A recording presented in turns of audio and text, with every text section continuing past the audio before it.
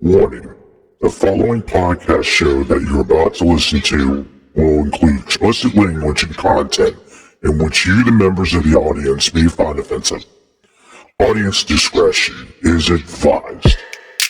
Welcome to another episode of the Kim Hoang Podcast Experience. Yeah, boy. Where anything and everything is a subject matter on the show, and no subject matter is ever taboo. Damn, that's what's up with you. And now, your host with the most, Mr. Kim Hoang. Bro, am I getting paid for this? Yo, what is happening, ladies and gentlemen of the jury? How in the world are you? This is your boy, Kim Hoang, the Asian sensation. I go by many monikers. I am the host with the most, the man with the plan, the guy that can bring the power within the hour, and the newly christened, the dude with the right attitude. And we're here, once again, live and on location, for another episode of the Kim Hoang Podcast Experience. Yes, you heard it correctly.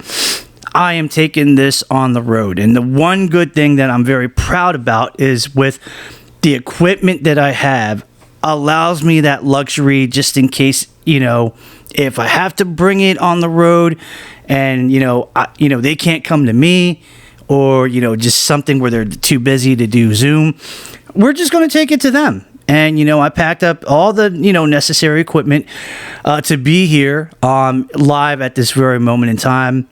And it's incredible. It's really lovely. If you're actually listening to it this right now, it's probably the month of July. So hello, humidity, and hello, hell. Because, one thing that is very famous in the DMV, our summers are very brutal. It's hotter than Hades. So let's say, for example, 95 degrees, it actually feels like it's 115. Yeah. Well, welcome to the big time. Welcome to the big time. I'm really happy for many reasons because this is the first time in a while that I did a format where I'm actually interviewing a person in person, like face to face, and it's wonderful. I know that I did something a few episodes back where I actually had two of my fellow friends who are fellow black belts in the same taekwondo school that we go to, but that really wasn't necessarily like an interview. It was just, three guys hanging out, reunited, talking about great memories and just our adolescence in life in the martial arts.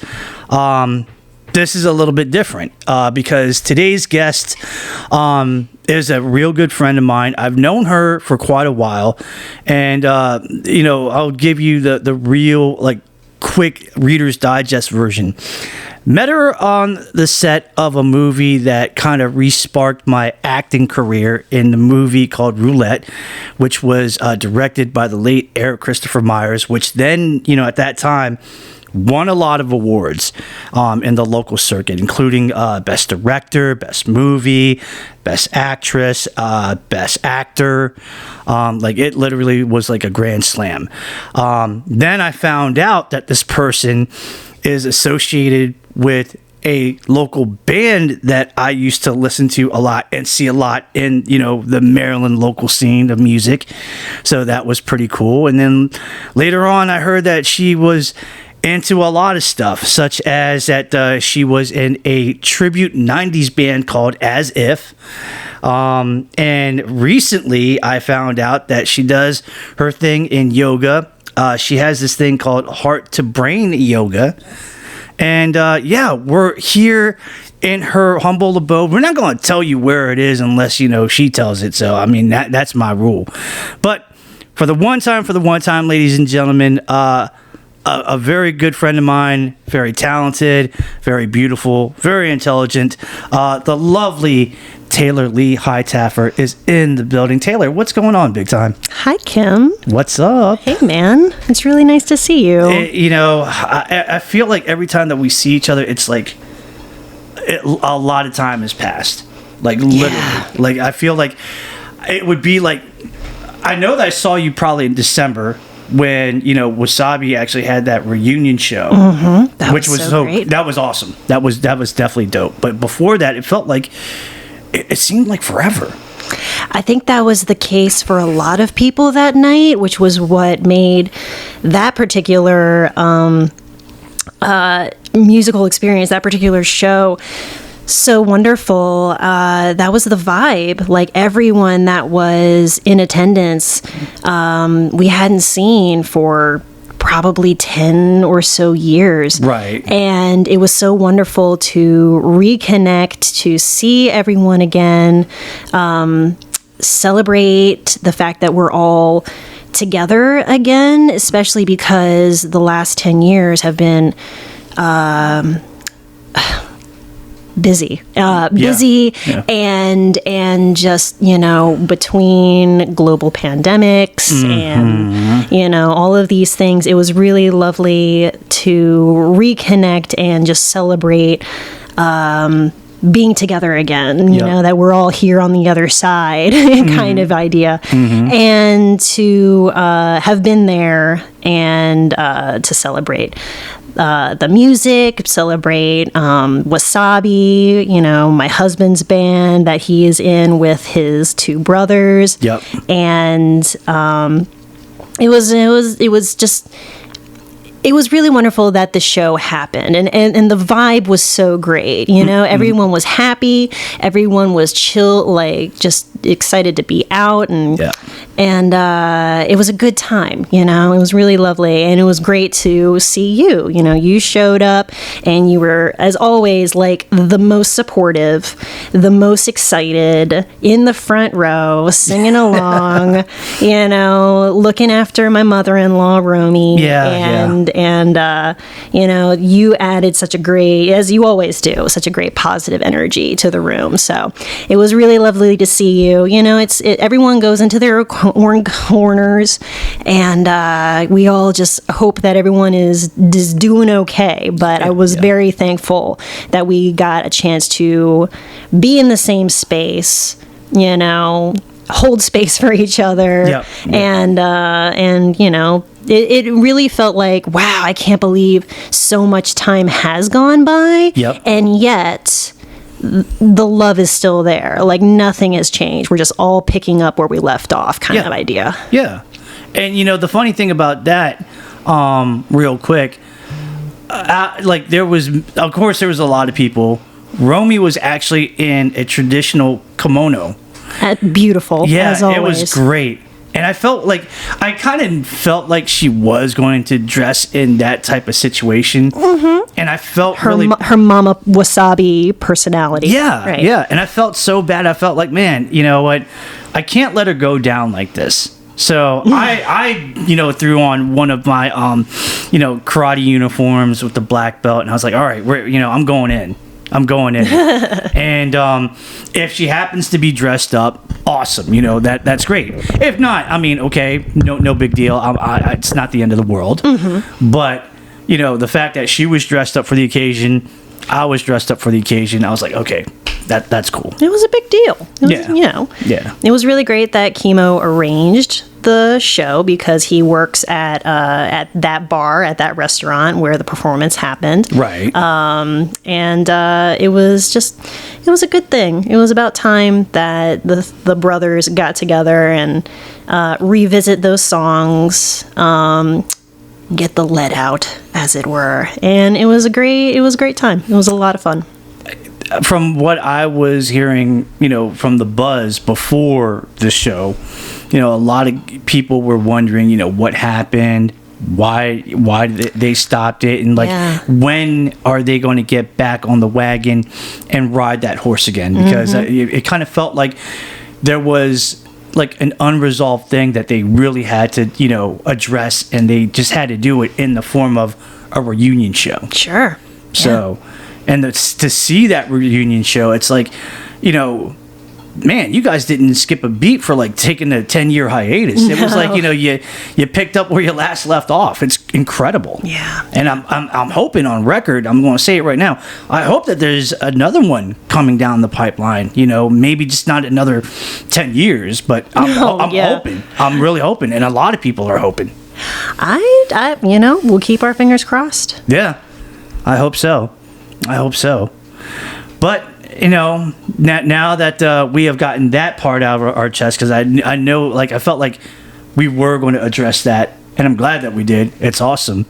Now we're here to address you, because this is your moment. I know that I've talked to you a couple of times about, like, man, I would really like you to be on my podcast. I think you would have something incredible to offer. It's really sweet that you invited me. Yeah. Well, there's so many people out there that if I talk to you in person, or I drop the clue that I would like you to be there, it's because I think that highly of you, that, you deserve to be there, and you deserve to get your flowers, and you deserve to share your story with the world, because there's not many people that may have read your book, so to speak, on, like, your journey and what you've done and your creative mediums and so forth. Oh boy. So, I mean, why not, celebrate that and embrace that, Oh, that's really nice. I guess I am going to be turning 40 in December, so this is the part of the climb that one would be looking back and acknowledging all the different chapters of their life. Yeah, pretty interesting stuff. Right on. Yeah. So as I understand it, you're actually born and raised in Annapolis, Maryland, or you were living there. Well, yes, definitely. The reason that I pump the brakes on born and raised, so I've been a lifetime Marylander. I will say that. Okay. Right? Yeah. I have never lived in another state, although visited plenty, either due to travel or touring.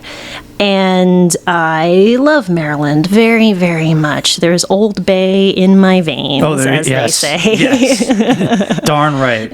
Darn right. Tidewater gal all the way. But I've lived in Annapolis, Edgewater, Crofton. Ooh. Yeah, my folks did a really generous thing in that they were always on the pulse of making sure that, as they were raising me, that they kept me, like, safe, and that they were safeguarding my education.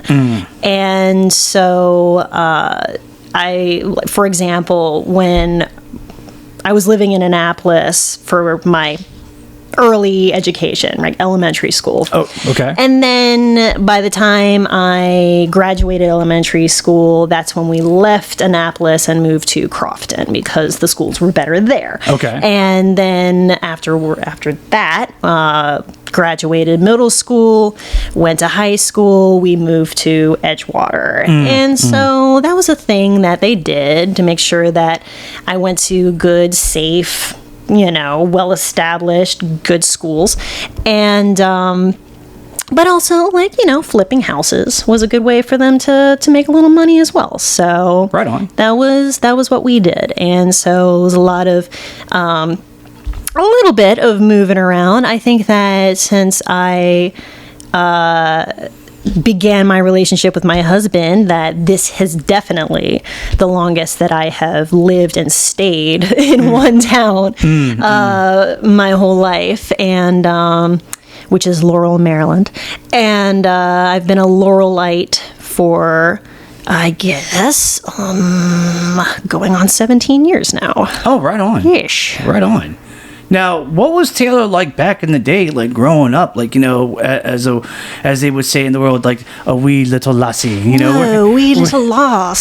Were you like were you a outgoing kid? Were you a shy kid? Were you an athletic kid? Were you a person that just dealt with, like, several, like, creative arts? What were you like? A very right-brained individual, and I certainly continue to be that. Very, very right-brained. I like stories. I like art. I like all the pretty colors. And nice. Being an only child, I think that I was very... what's the word for it? Just like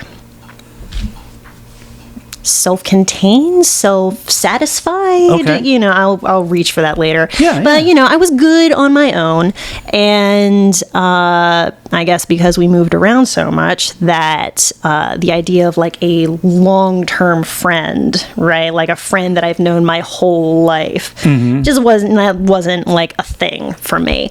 Because as you move through different phases of your life, people come, they go, you know, for a season, and it's fine. But I suppose that I was okay just doing my own thing, being in my own imagination. And I loved animals. I spent a lot of time on horse farms. Okay. Because my mom was a horse lady. We had horses, and she taught, and we did like some showing. You know, we competed in like the hunter jumper circuit. Okay. Yeah, and I remember I had a pony. Her name was Maisie, and she was the best. And I didn't really like the competition of horses necessarily. Right.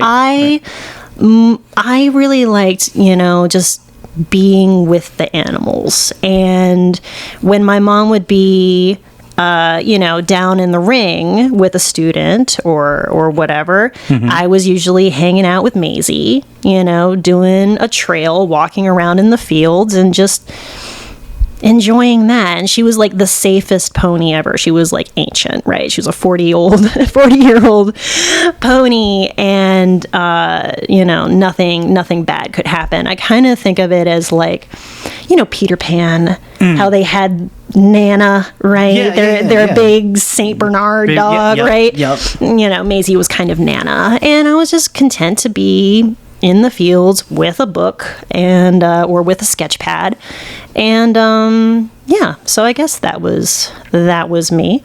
Yeah. I got to confess something, ladies and gentlemen.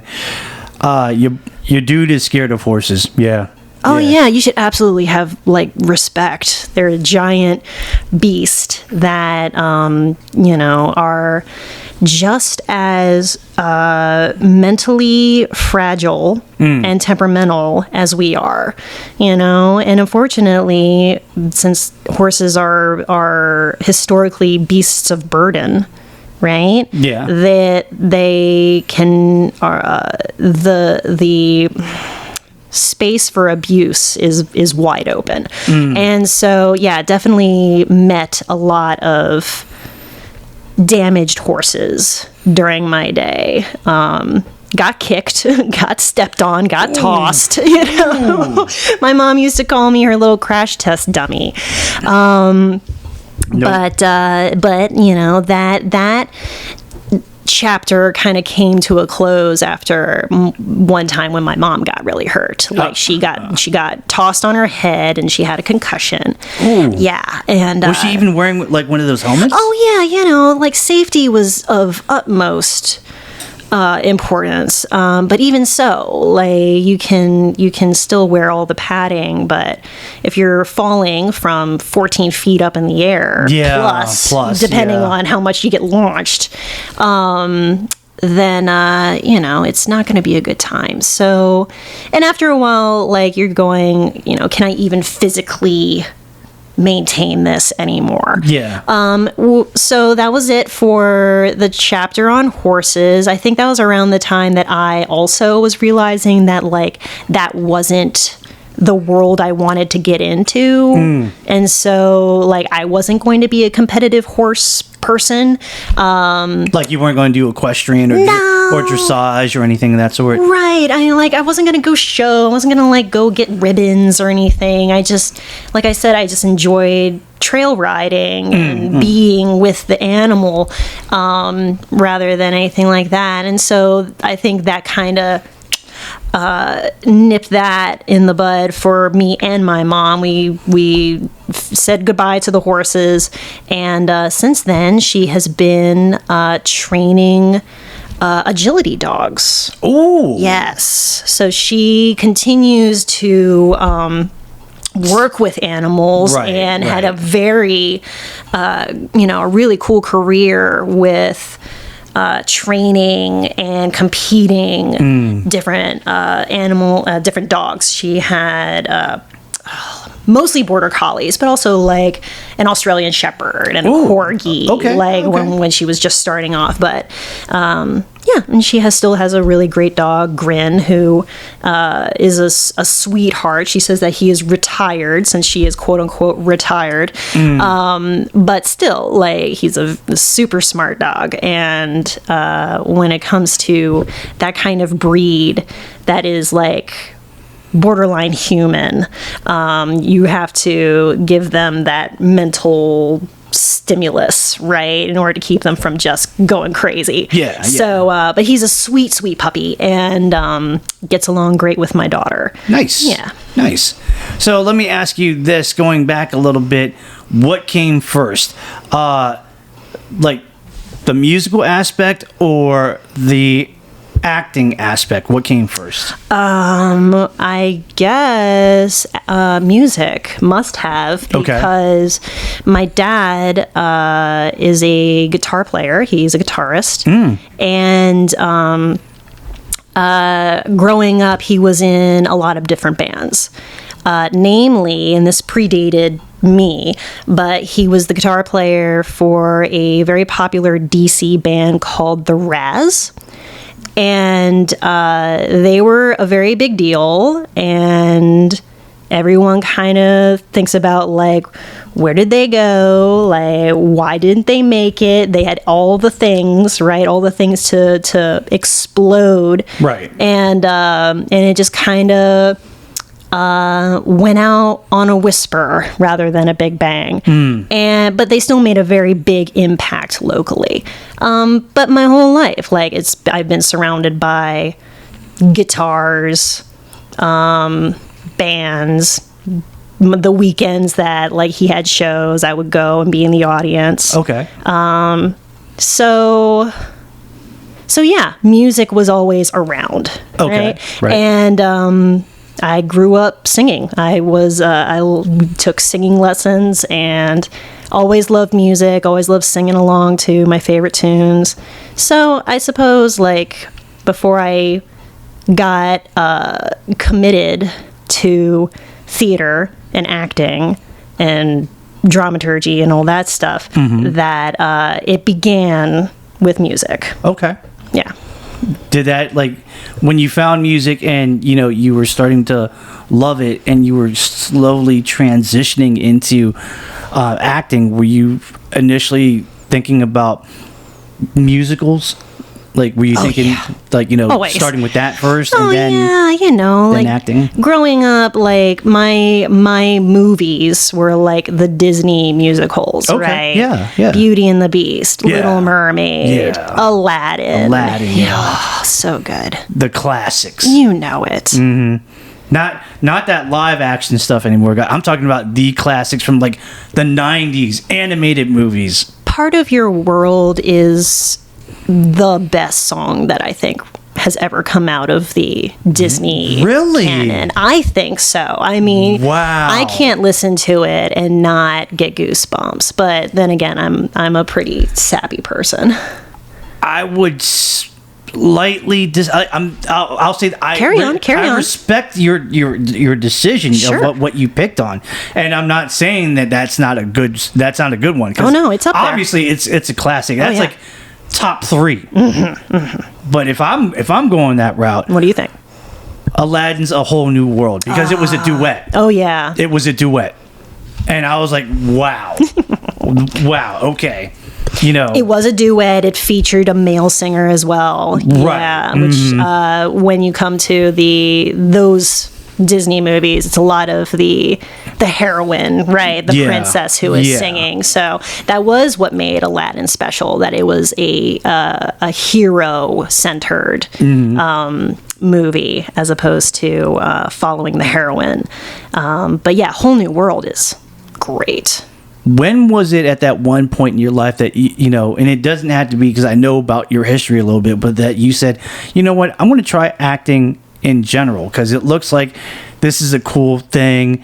You know, maybe like the, you know, acting on a stage, on theater, and just the lights, and, you know, commanding the space.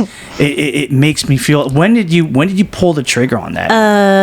Well, I guess it began back in kindergarten when we were doing a production, quote unquote, of the Gingerbread Man. Oh, and I was the Gingerbread Man. Oh, really? Yes. Okay. All right. So, and also like another, like making my family history, like carrying it on, right? I have a lot of wonderful creatives in my family, and one of them, my Aunt Cindy, who's my aunt on my mom's side, and they're sisters. Yeah. She's an actress, and so as a matter of fact, she just did Ursula in a production of The Little Mermaid. Get out of town. Oh, she was amazing too. It was like her role, right? Damn. It's so good. It's so good. Man. It was lovely. So that like is a part of my genetic makeup. So yeah, like on the one side, I am the kid that like just enjoys listening to her mix CDs, sketching, or reading a book, but I'm also like, give me a microphone and let's do some karaoke. Nice. Like there's that fun balance. And but I went to theater school. I went to Towson University and majored in theater studies. So there was, you know, the mandatory acting classes that you needed to do, and I had so many wonderful classes. I really enjoyed Shakespeare with Peter Ray. I really enjoyed Asian movement with Naoko Meshiba, and but I really loved learning about dramaturgy from the creation of new stories, new plays from David White and Robin Quick, and that was where I learned about dramaturgy. So theater studies was like creating it was like an open field at the time. It wasn't really a definitive curriculum. It was like, okay, you're coming in here, you have different interests, and you want to be a balanced thespian, right? Yeah. And so I learned a lot about scenic design. I learned a lot about admin, but I really loved dramaturgy because that was about like the story behind the story, learning as much as you can about the world of the play, and creating the knowledge and the backdrop that you can then give the production, that you can give the actors to better inform their performances, but also writing like the program notes and designing the lobby display to welcome the audience into the experience. Right. Then, of course, the other side of dramaturgy, where you are in the new play development aspect, where you're working with stories that are in their first, second, maybe third draft, right? And you're working with a playwright as they are giving it to knowledgeable and creative people in order to just be like, what is this story about? Where is it going? And just being that being a part of that creative process was always really delicious. Nice. Yeah. You've done a lot of acting in your lifetime, starting from, you know, way into kindergarten into Towson University and so forth. Run as fast as you can. Right. What some may or may not know was you actually had a great acting opportunity where you acted in my, at least in my opinion, one of the DMV's like best, like, you know, films out there of its time.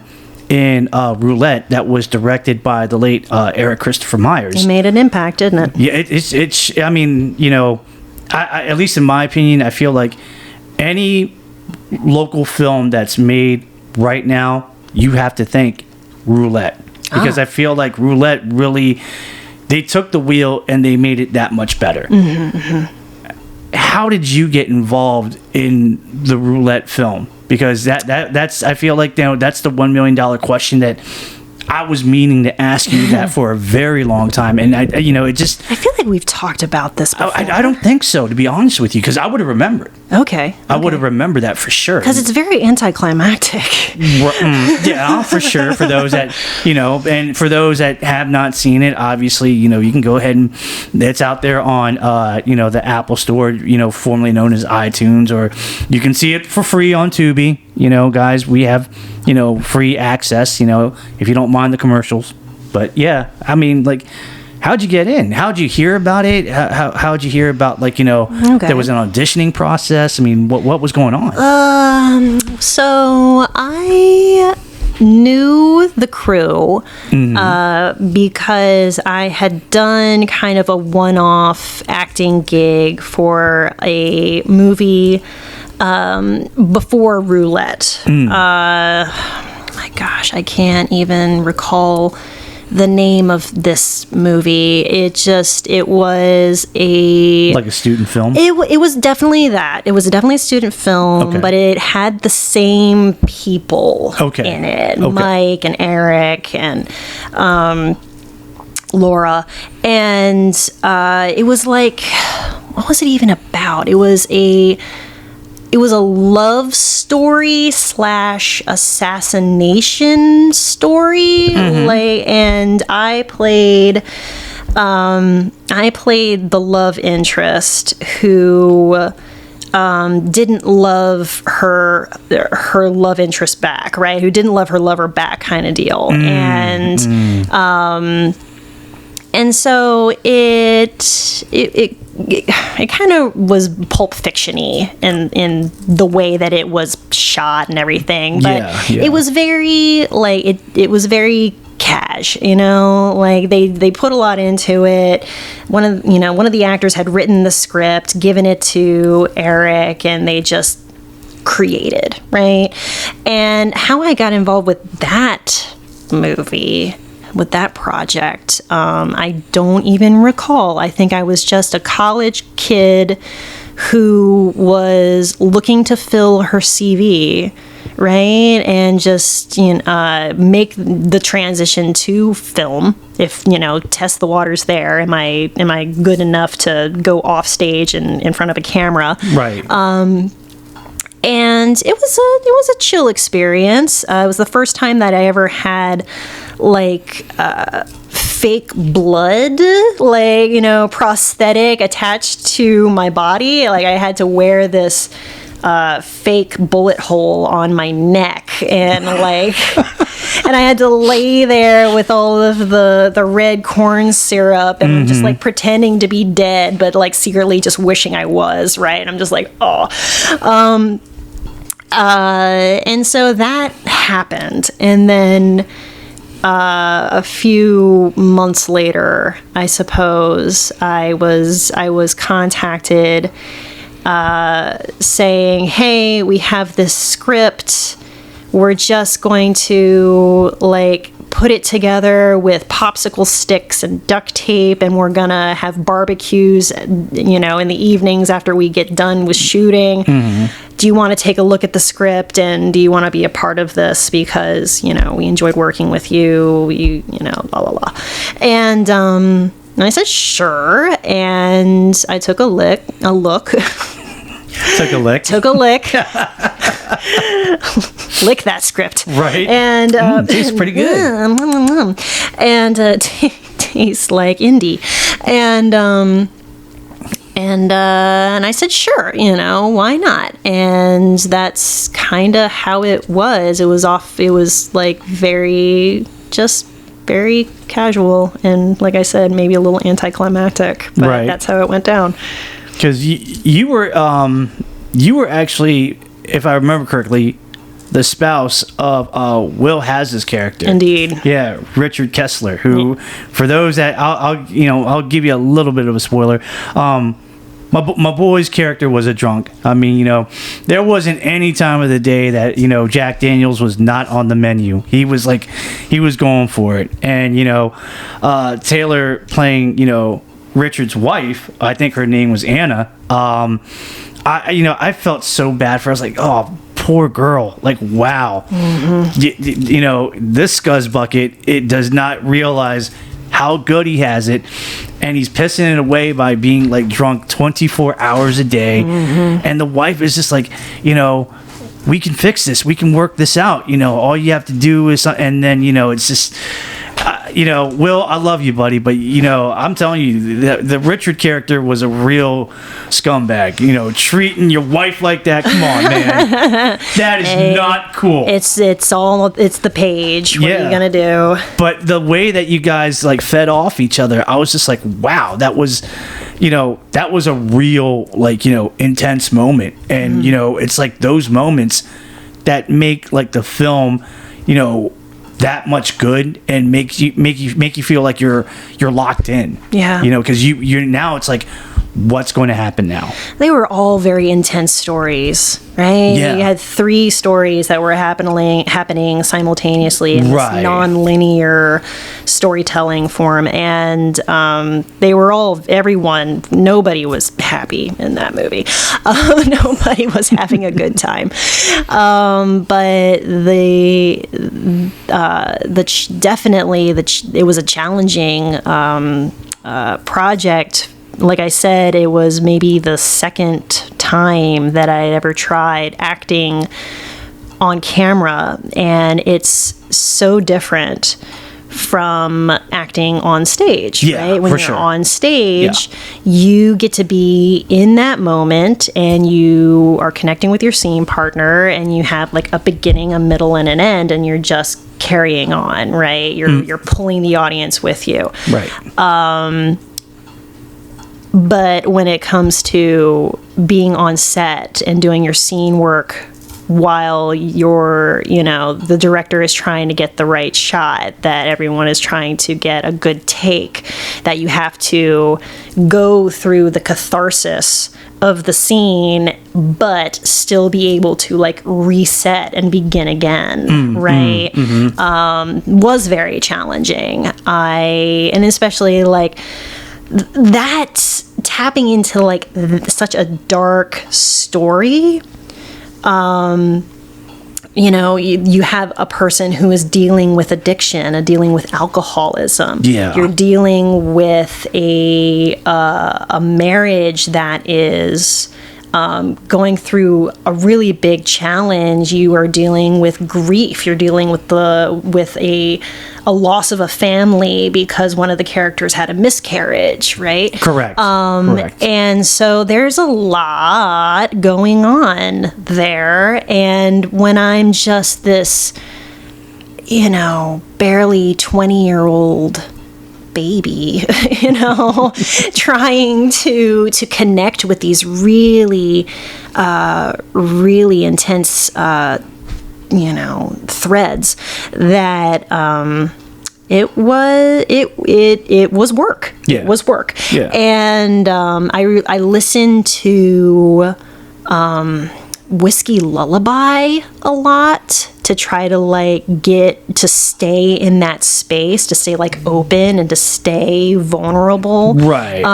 Without so yeah, I listened to that song a lot because it kind of played into the story that I was being a part of. Let me ask you 3 more questions before we'll segue into the next thing. Okay. When it comes to, that you were going to be an actor in Roulette, did you initially have any reservations? Because like you said, acting in, in a film setting is way different than acting on stage. Yeah.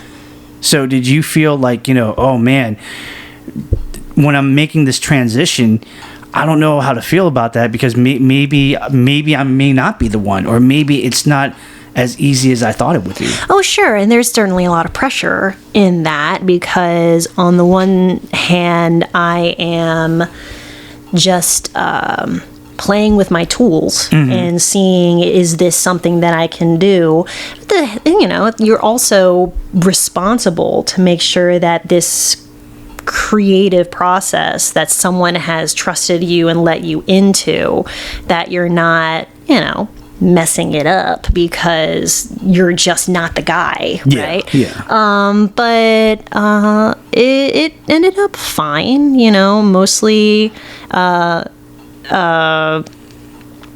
everyone was very good when it came to, like, it was a very safe and very supportive filming process. Everyone just was very patient and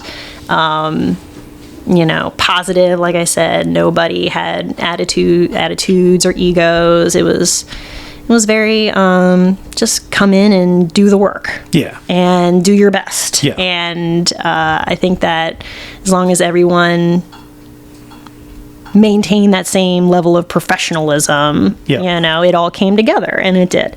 Nice. Did you ever think that, with Roulette being the way that it was and how it resulted to the final product, did you ever think in your wildest dreams that it would have been as successful as it was?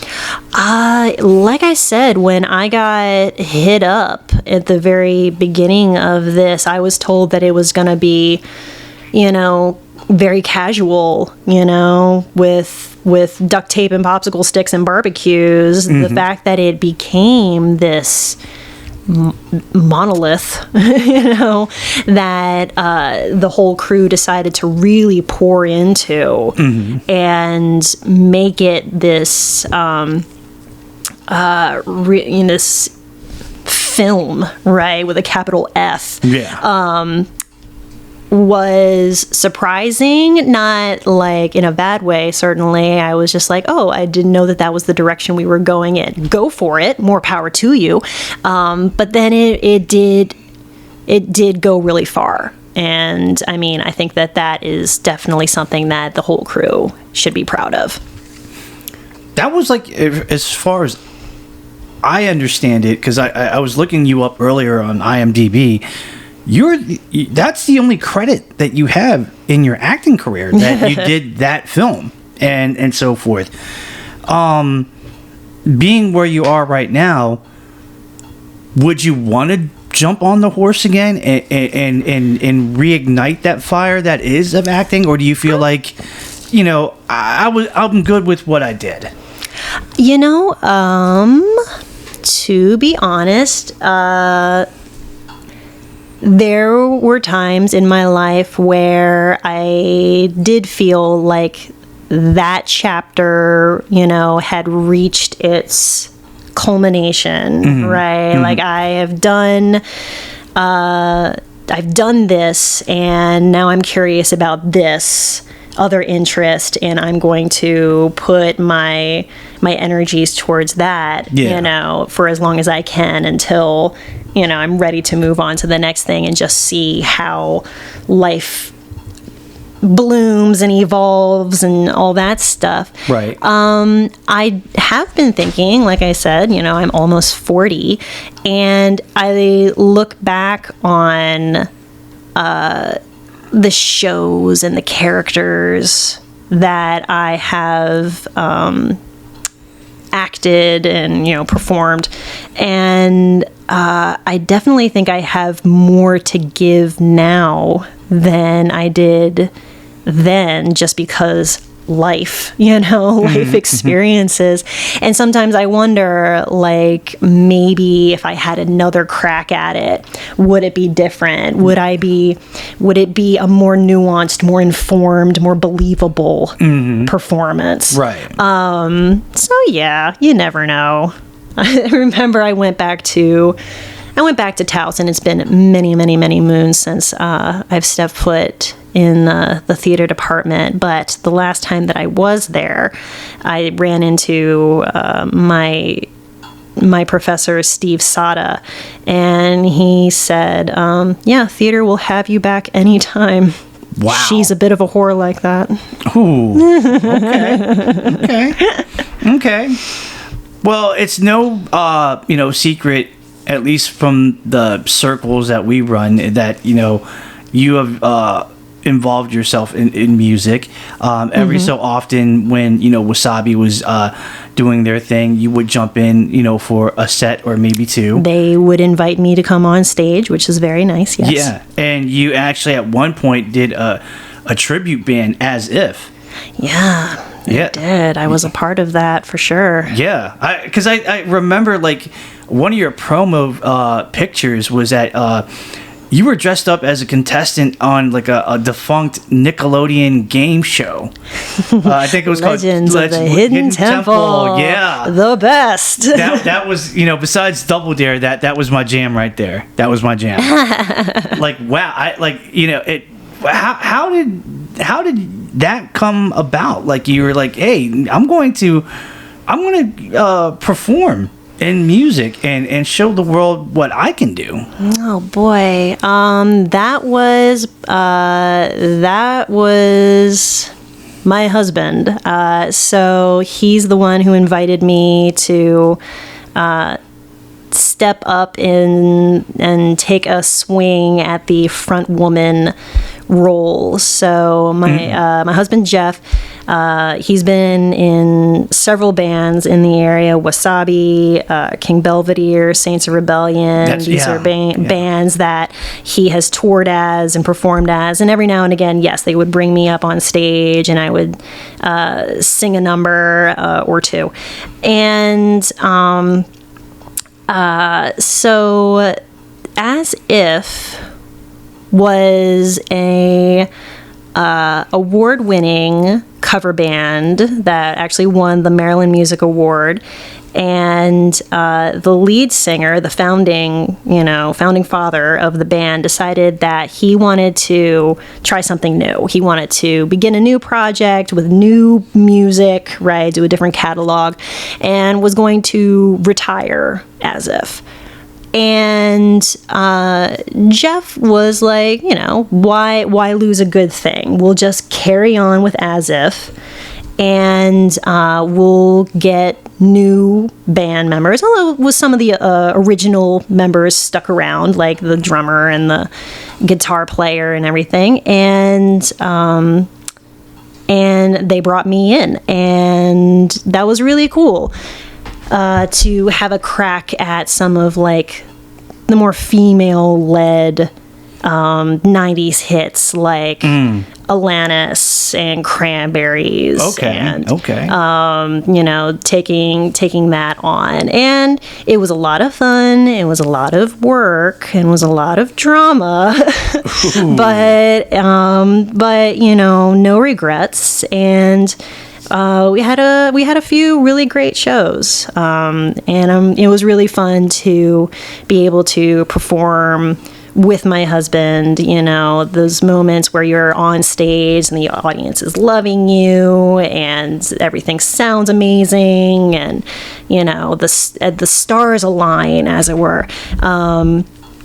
It just it was really cool. The energy was just amazing. But yeah, and so we did that for a couple years. But at that time, I was a new mom. COVID was kicking everyone's ass. Yeah. And so I had to make some tough calls when it came to like what I was comfortable with committing to. And so after a few excellent festivals that we performed together, we kind of downshifted, and haven't really done that much as far as the front woman thing. Right. But it's a big job. It's really hard. Being able to sing 3-hour sets and do all the stuff in between, right? Like the performance itself is such a big undertaking, but all of the stuff in between, scheduling rehearsals, booking promo, la la la la la. Right. It's a business, and it's definitely something that you have to keep your heart and your ego kind of in check. Right. So yeah, that was a really cool time, and I'm thankful that I had the opportunity to see again, right? Just like, can I do this? I've always imagined I could. I wonder what it would be like to see, what it would be like to performing on stage to a crowd of 100, a couple hundred people, and I got to have that. So, dream realized. What do you think the chances are in terms of like maybe As If would actually ride that horse again? Do you think that that's most likely will happen, or do you think, hey, it is what it is, and and we're okay with it? We shall see. My daughter, she's 8 now. Oh, yeah. And so a little bit more Older. She's older and more autonomous. And so you never know. It's we'll see. I can dig it. The one thing that really shocked me when I heard about it was that all of a sudden you actually started to get into yoga. Mm-hmm. And I was like, wait a minute, really? Because I never knew you to be a person that would like take some kind of like form of exercise in that way. Because there's people that do martial arts, or people that do CrossFit or something like that. Mm-hmm. So I always thought of you as like more like the artistic performer, being a singer and actor. I never knew you to be like, hey, I'm going to go ahead and do yoga. That was like a wow, okay. When did the yoga bug bite you, and when did you just accept that? I love it so much. Oh boy, because that's a big part of your life now. It really is. So I first I did my first sun salutation back when I was at Towson. Our professors had us do sun salutations where we warm up our bodies and we connect with our breath, and that was like something that we all did as an ensemble in order to like ground ourselves and get prepared mentally and physically for the work that we were about to do. Correct. Right? Yeah. And so that was my first introduction to yoga. Flash forward to 2016, I'm pregnant, and I am thinking that I need to get prepared. I need to find a way to support myself during this transformative period between who I was, mm-hmm. right, to now the mom that I was going to be. Right. And I knew that when it comes to motherhood, everything changes. Not, physically, emotionally, mentally. Yeah. You are changed down to a cellular level, and I wanted to embrace that. I wanted to be able to prepare for the shifts and the emotional waves, as they were sure to come. Yeah, for sure. And also to like find a way to support me physically, right? And so yoga made the most sense. You're right. I am not when you met me, I am not the kind of person who like goes on a run or goes to the gym, right, or plays a sport. Like I'm that right-brained, artistic bookworm, right? And so yoga, I knew, would be a supportive, gentle, physical, quote, workout that would mostly be very important in soothing and supporting my nervous system, and so that I could just do the work, right? Like, I needed to do the work so that when my daughter got here, that I could be her safe place. Because while she's in development, right, physically, mentally, that she can go through her milestones or her moments of big emotions or hard times or struggle and feel like she has a safe harbor, a safe place to land in me and our relationship, which was really, really important to me.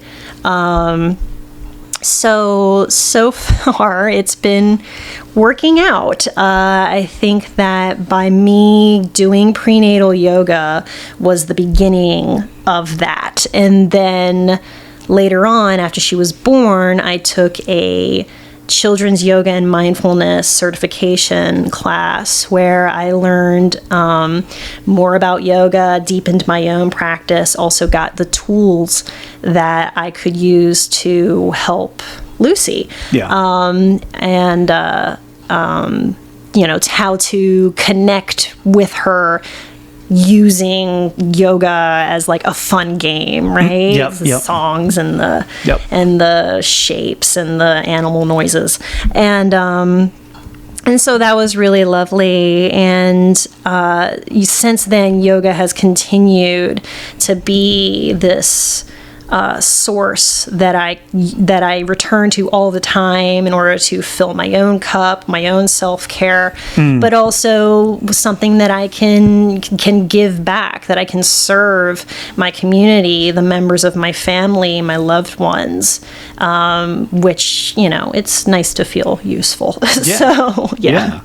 When was it at that point that you felt like, wow, this is something incredible, this is something amazing, I think I'm going to start dedicating my whole life to it? Like, because for me it was like, I'll use this analogy. I started training in the martial arts when I was like 12 years old, let's say. Okay. Very important time in a young man's life. For sure, yeah, because, you didn't want to be bullied, you didn't want to be a victim, you wanted to, engage into an activity that taught you a lot about, self-confidence and self-respect and respect for your fellow human beings and so forth. Yeah. But what really locked it for me was like, later on when I was an adult, when I said, you know what, I think I really need this, and I think I really need to do something because I see a positive road, that I'm walking on. And every time that I walk on that road, there seems to be, less issues and less problems. And if I'm walking on this road and this keeps happening, it can't be bad.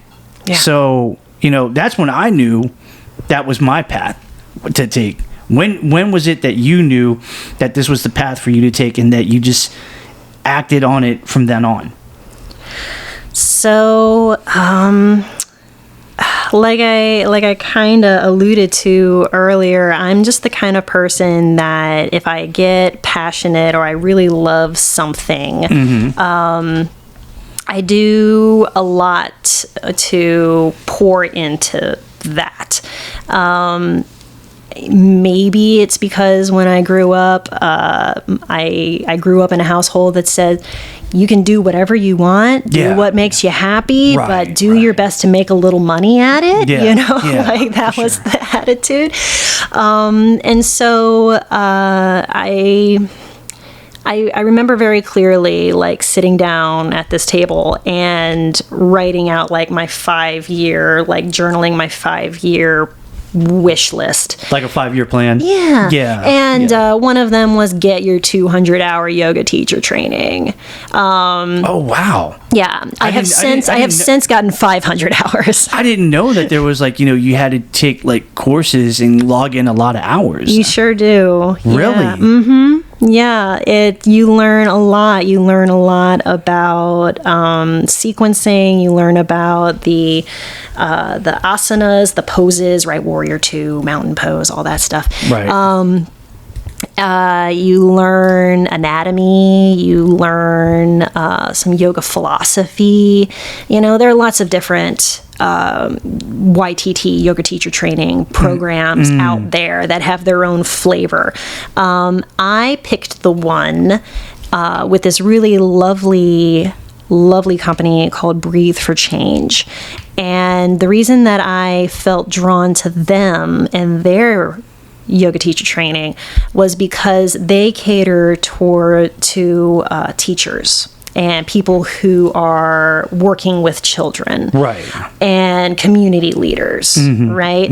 And at that time, right, I'm a young parent, I'm a homeschooling mom, I have kids all around me with my nieces and my nephews and my daughter, and I believe that, like, pouring into our kids is really important.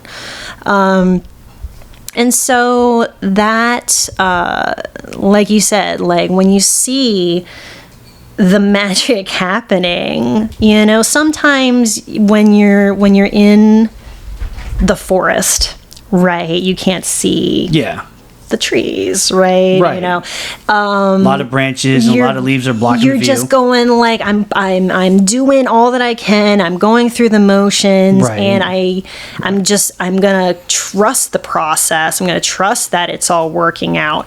With yoga, and when I started teaching it, it's not that, like, instant gratification is everything, but the fact that when you spend time with your students and your community where someone is immediately going, oh, I feel better. Oh, I feel looser. I feel like that tension is gone. And, my mind feels better. They might have come in like, I had to force myself to come in here, but I'm so glad that I did. And then when they leave, they're like floating on air. I'm just like, wow, this is the real deal.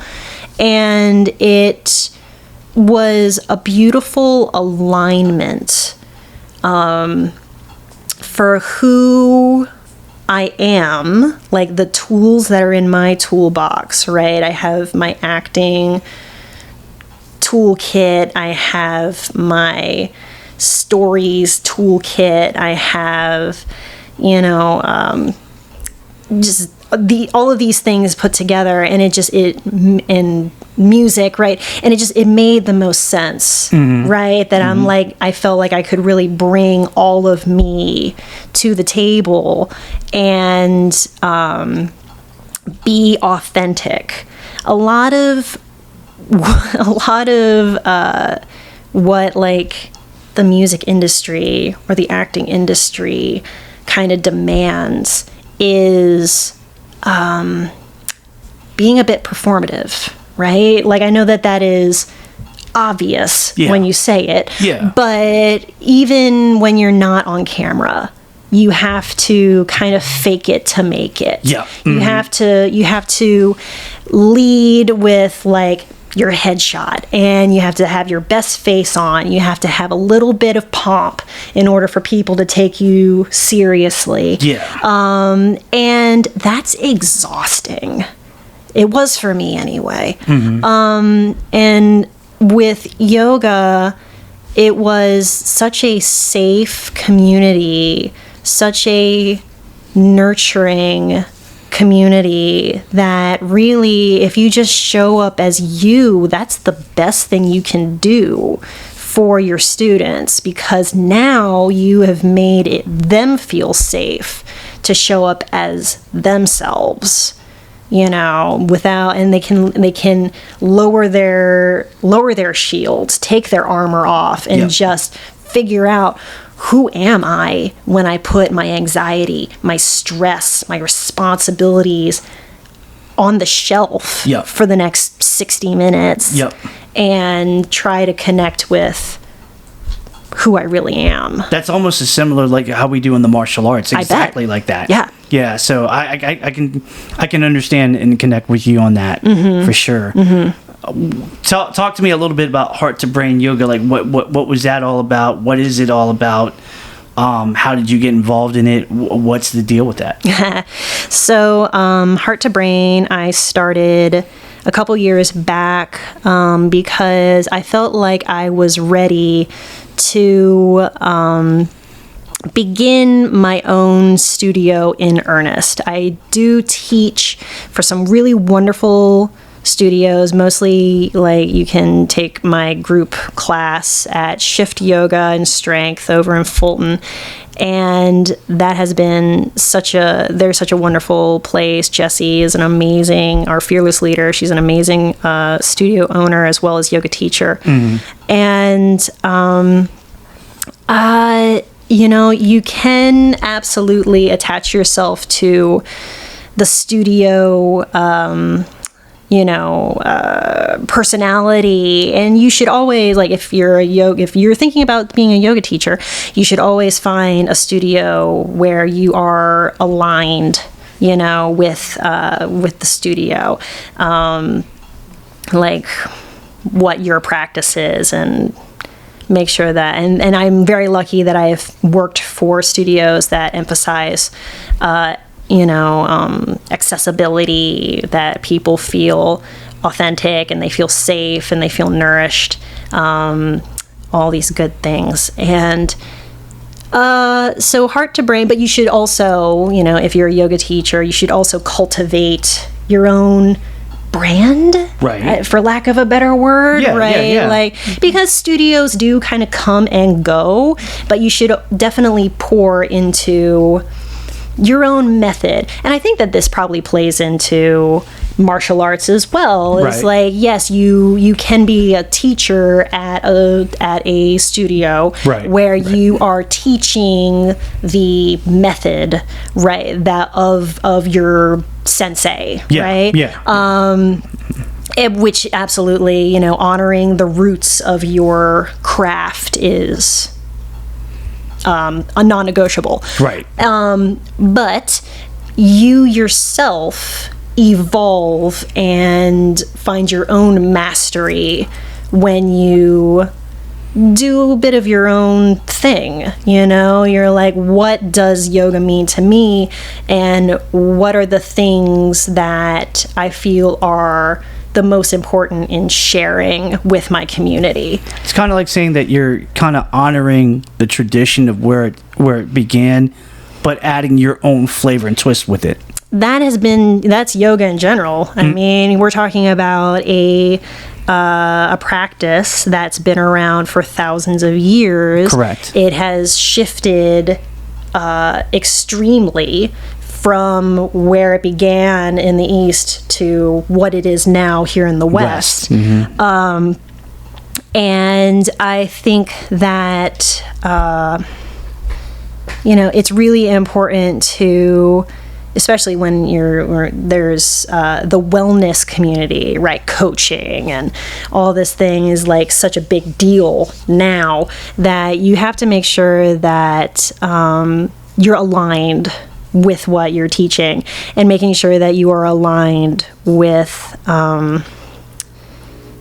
what the ancient spiritual texts teach you. And because ultimately, in order to, you have to, what's that Maya Angelou quote? Like, heal yourself so that you can go heal others. That's right. Once you heal yourself, go heal others. Right. It all comes around. You can absolutely pour into other people, but make sure that you're taking care of you as well. You have to pour into your own cup. You can't pour from an empty cup. Yeah. So Heart to Brain began because I wanted to expand my offerings. I wanted to, I had taught group classes in a studio setting for a while. I wanted to connect with more people on a one-on-one basis. And so I did that. I am doing that. I'm meeting people either at the studio or in their homes. And that has been really lovely because I get to connect with folks with their specific individual problem, journey, right? Where like this, rather than teaching to the group, which I think it's very important that a yoga teacher has the skills to make their sequence as accessible and being able to modify depending on who is in the space, in order to keep everyone safe and keep them, have the experience be a good one. Yeah. But also like kind of, again, honoring yoga's roots, where it was a very student and teacher focused practice. And so being able to say, okay, what are your intentions? Why do you think yoga would be a good fit for you? How can I be of service? Right? Yeah. And my tools, right? The yoga that I practice deals a lot with trauma-informed teaching methods, so that the clients that I work with have the experience that they need in order to find peace in their minds and in their bodies, because a lot of the time people are too scared to even try yoga because of this preconceived notion due to the wellness community, right? The wellness industry. Yep. You have to have the $100 leggings. You have to have the yoga butt. Geez. Unless you can get your leg over your head, then, you can't do yoga. And it's not that at all.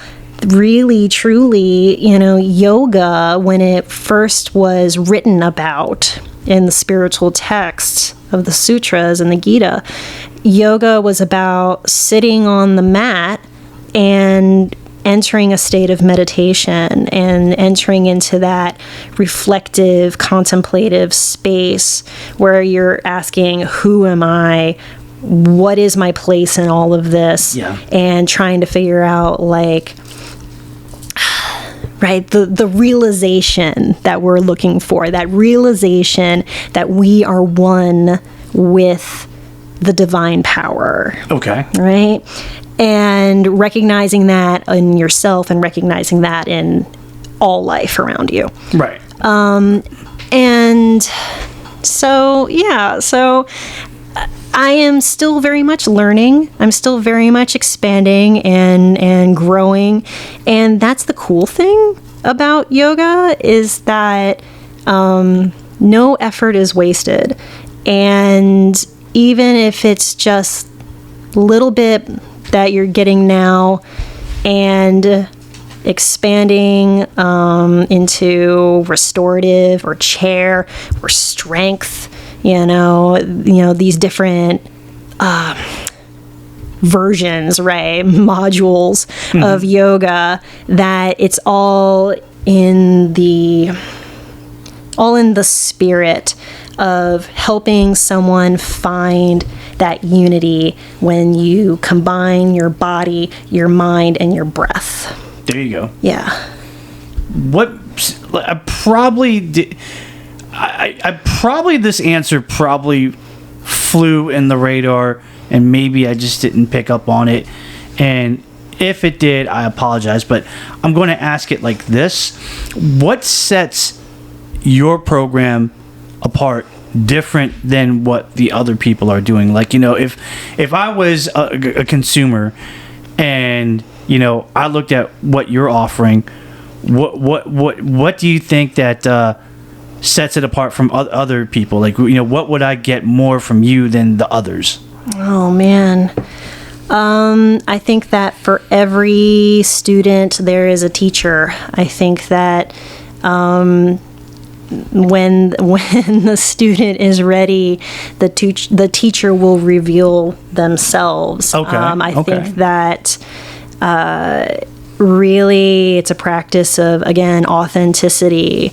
Like, what you see is what you get. I'm not trying to be anything else. Maybe there's someone who is more is closer to the traditional practices, right? They actually went to India and they studied with a guru, or maybe you're looking for, because everyone has their flavor. And honestly, like, even the practice itself, even like, so yoga is called the 8-limbed path. And the limbs that are probably the most well known, you have pranayama, you have your breath work, you have meditation, and you have asana. Asana is the physical practice, right? The parts that get all of the attention, because it's about the pose and the flow and the headstand, right?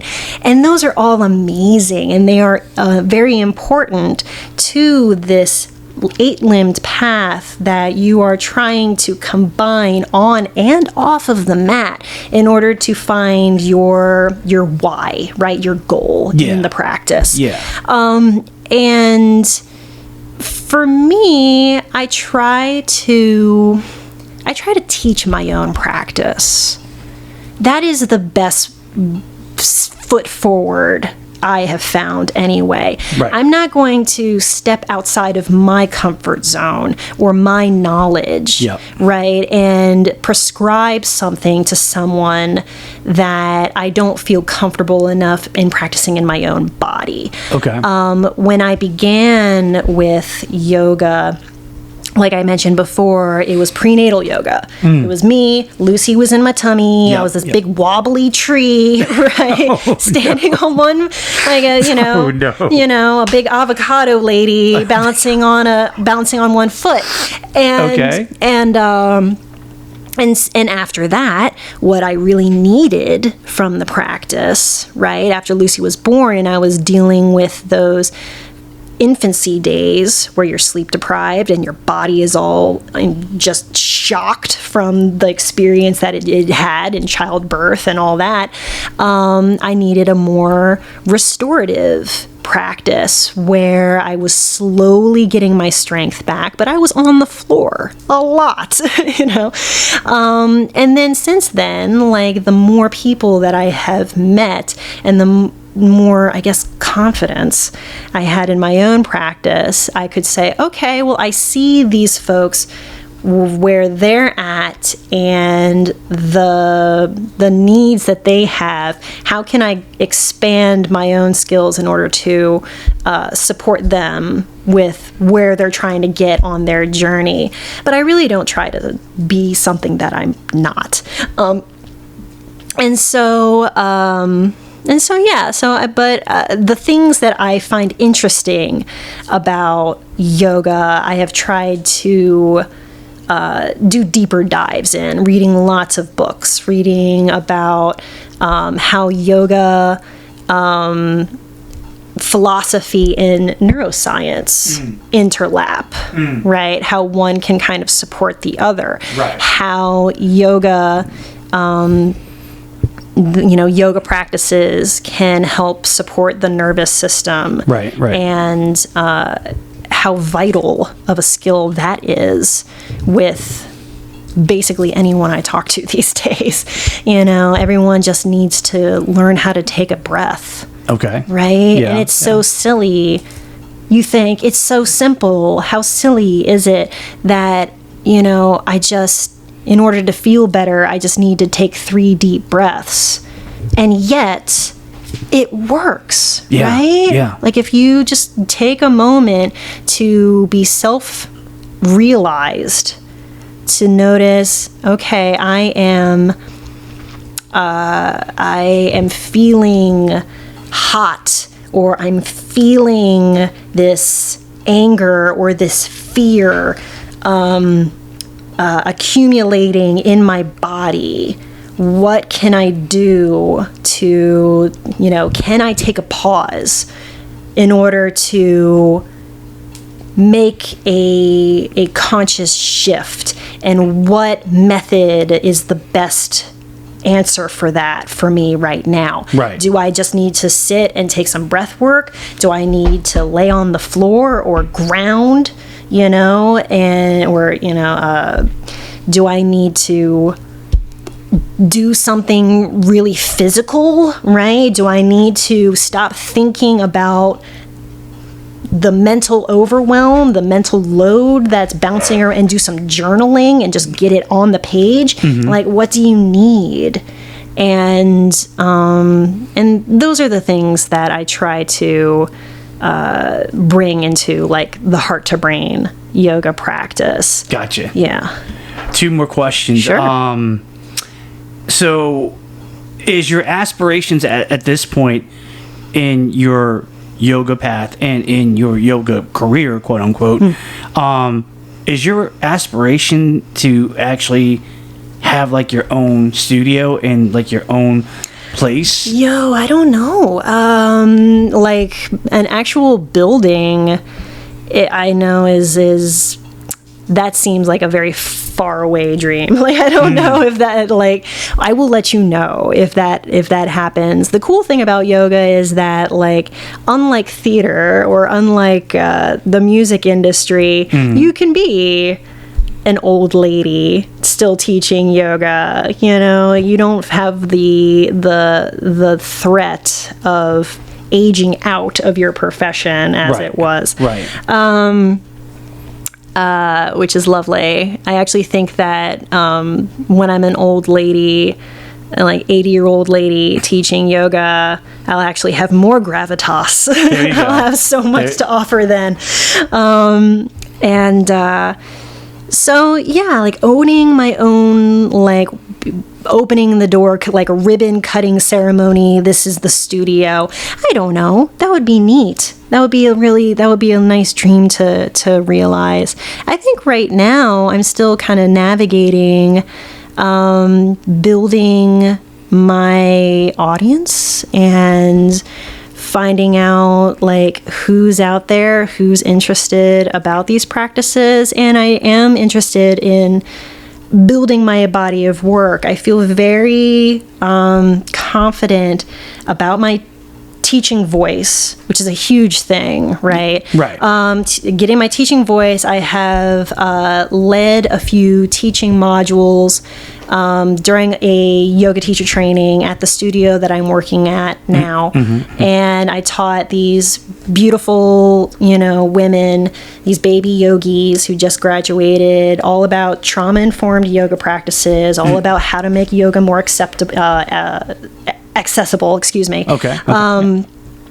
So that when someone walks into your space, walks into your class, you know what to do in order to modify that sequence, or to at least be present with them in a way that they feel safe and supported. Right. So I, it's summertime, and I was thinking like maybe getting on some yoga festivals would be pretty rad. Why not? Like that would be the next step. But in order to get there, I need to build my body of work. And so my next step is to film and release some yoga videos. I'm going to take my different classes, my different offerings, chair yoga, beginner's yoga, restorative yoga, and this new strength training yoga that I'm curating right now, filming them at shift. Yeah.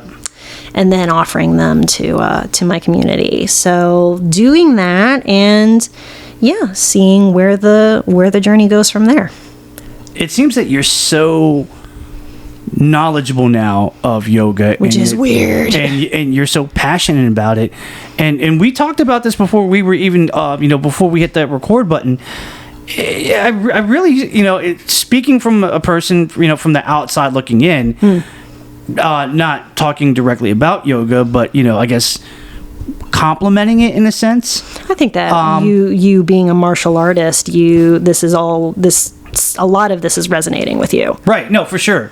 But what I'm getting at is, have you ever thought about doing a yoga podcast? Because it seems like that might be an avenue for you to explore. You never know. Again, using those skills, right?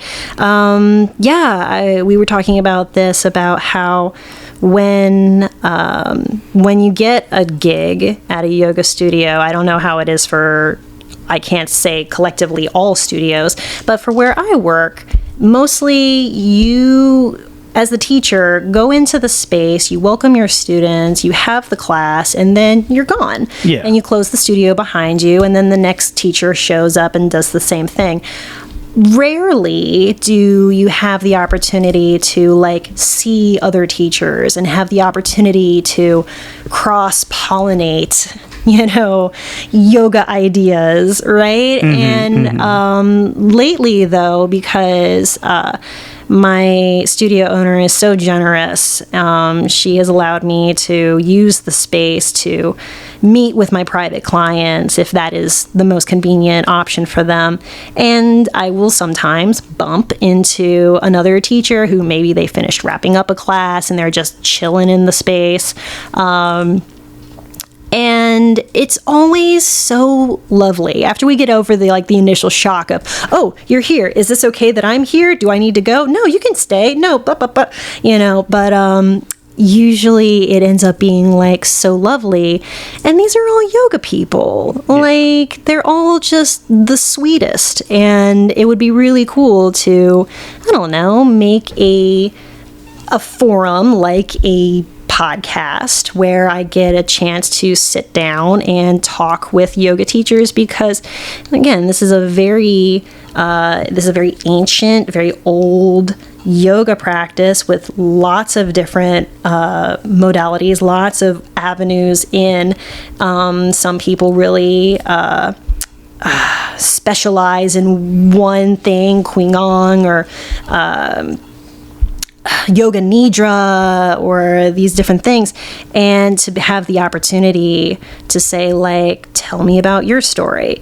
Why did you doing this? Right. Why is it, what is it about your practice that, feels like magic to you? And I think that would be, having those kind of conversations would be really helpful for dispelling any misinformation about yoga for the general public, but also for just selfish reasons, just having the opportunity to have nice conversations with knowledgeable, experienced, highly trained instructors who just having conversations and connecting your stories, that is such a opportunity for growth and expansion.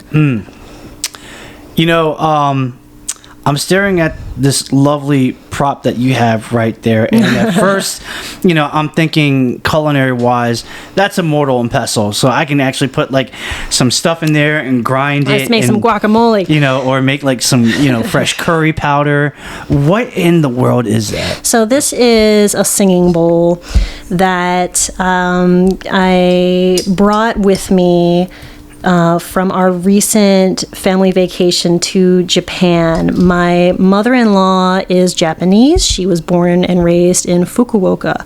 And my husband and daughter and I were very fortunate enough to take a trip to Japan. We went to Tokyo, we went to Osaka, and then we ultimately ended our voyage in Fukuoka, where I got a chance to stay in my mother-in-law's, Romy, Mama Wasabi, in her childhood home. And it was just, it's a home. It's full of family artifacts, right? And this bowl belonged to her sister because she's a very devout Buddhist. And so she would sit in meditation, she would chant the Om Myoho Renge Kyo. Using this bowl. And because my mother-in-law's sister is no longer living in that house, I was encouraged, nay forced, to take some things with us when we returned to America. And this was something that my husband made sure that we brought with us. And it's got a beautiful tone to it. Ooh, that's lovely. Thank you. It is really beautiful. And I have been relying on that very much recently as I've been pouring more into my meditation practice. It has such a soothing energy when you ring it. Yeah. It's like, oh, I'm so mad. Ding. Whoa. What am I mad about? It cleanses the space like almost instantly, doesn't it? Kind of like how you feel when you slow down and take a breath. Yeah. Yeah. So what happens at this point going forward in your life when it's all said and done and you start to enter in the new door? What is waiting for you on the other side of that door? What can we expect? Oh man, that's something that I've been trying to. That's been on my mind as well. It's a mysterious path, and sometimes I have to remind myself to that the kindest thing that I can do is to let go in order to let in.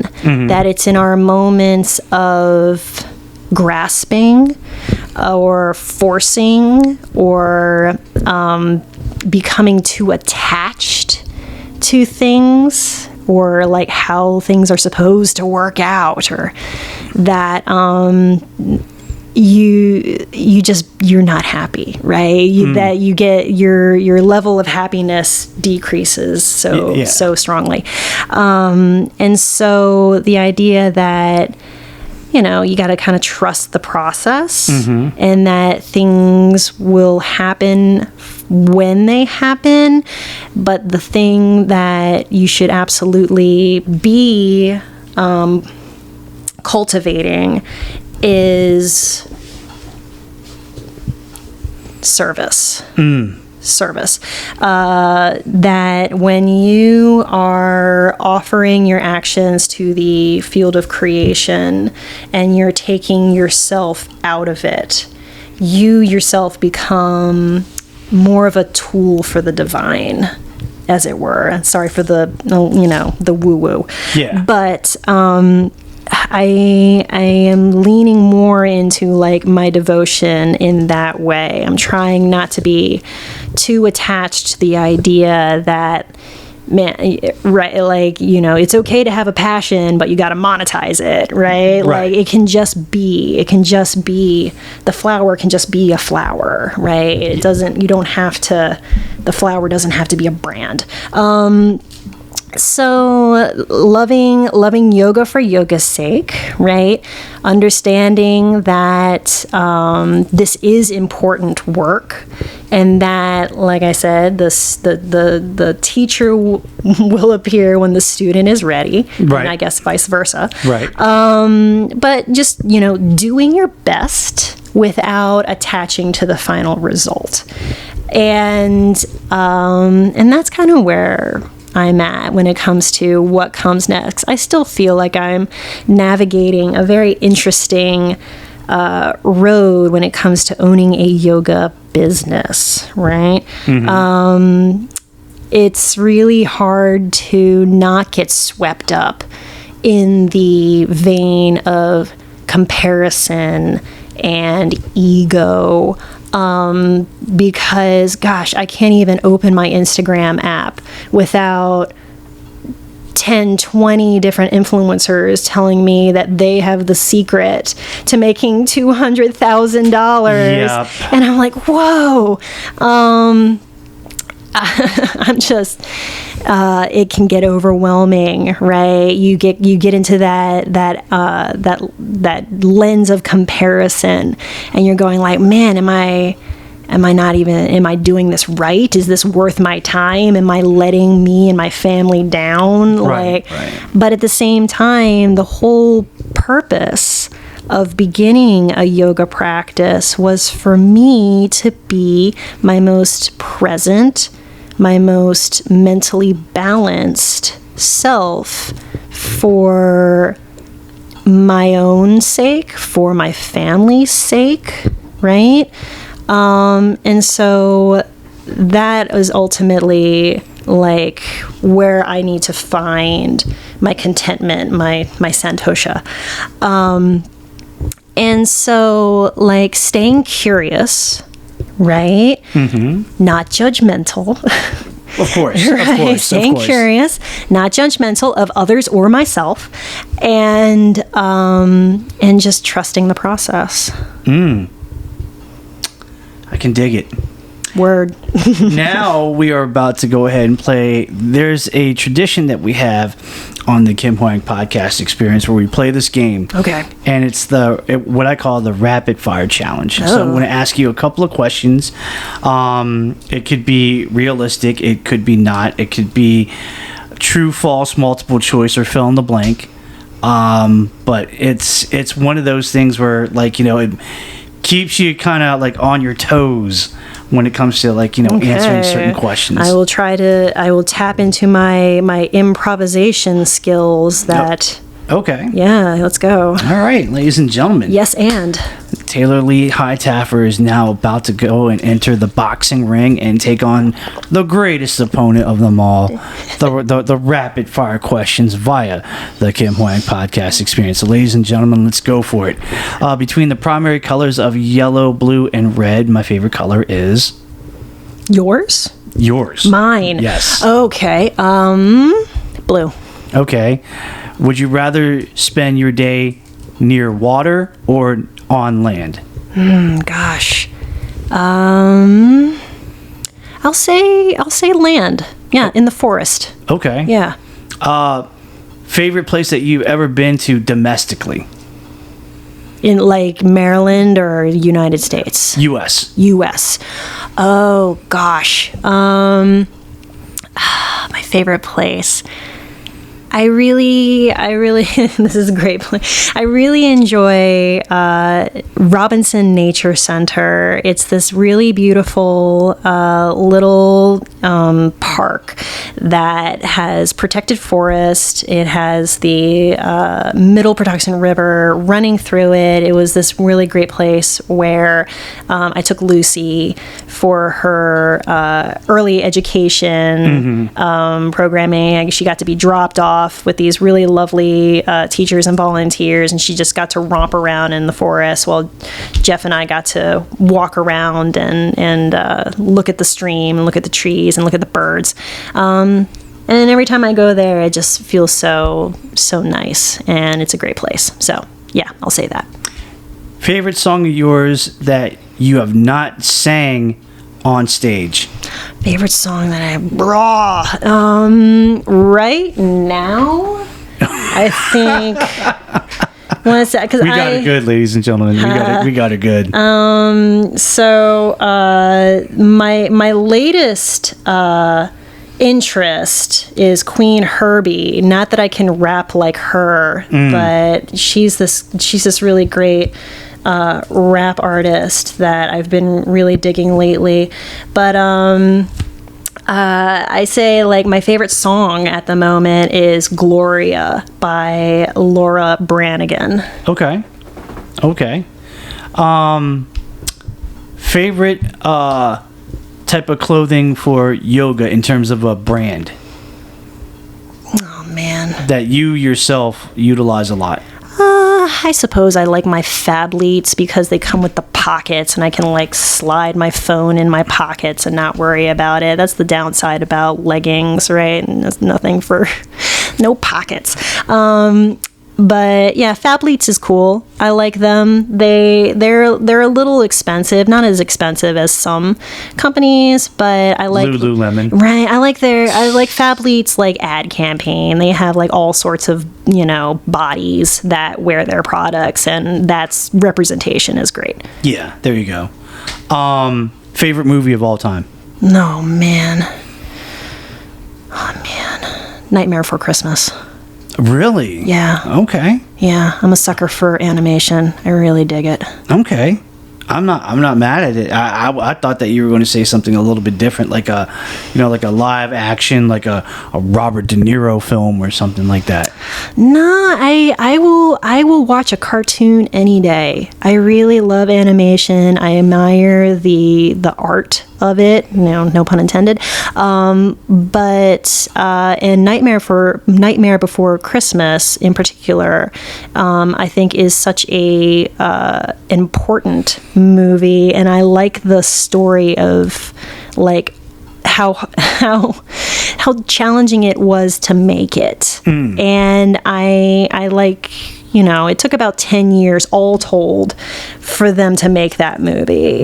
And that kind of gives me some solace to think that you might need to take your time. It might take 10 years of moving a puppet and taking a picture and moving the puppet and taking a picture, right before you really see the impact that you would have made. I think in this culture, it's very much like prime now, right? Like I want my instant gratification. Yep. But the truth is that the day that you plant the seed is not the day that you eat the fruit. Okay. So yeah. I've seen pictures where you went to Japan. I think I've seen pictures where you went to Thailand. I think I did. Mm-hmm. Because there was like way back when. Sure. You were standing next to an elephant. Yeah, the baby elephant. Sure. Yeah. What Asian country that you have not been to that you would love to visit? That's still like in the bucket list. Like up there. Because you already been to Japan and you already been to Thailand. I know, but I still haven't gone to Okinawa, Japan, so I would like to go there. Okay. Yeah. Oh, all right. That's different. I thought you were going to say like, oh, you know what? I want to go to Hong Kong, or I want to go to Vietnam or something like that. I haven't had that opportunity, obviously, but no, like something like that hasn't really reached up and grabbed me. But Gotcha. I mean, the more that I've seen about like how amazing China is, like I'd be open to it if someone handed me a pair, 3 tickets, we would absolutely be on our way. But yeah. Right. Name a stereotype about yoga that is surprisingly true. A stereotype that's true? I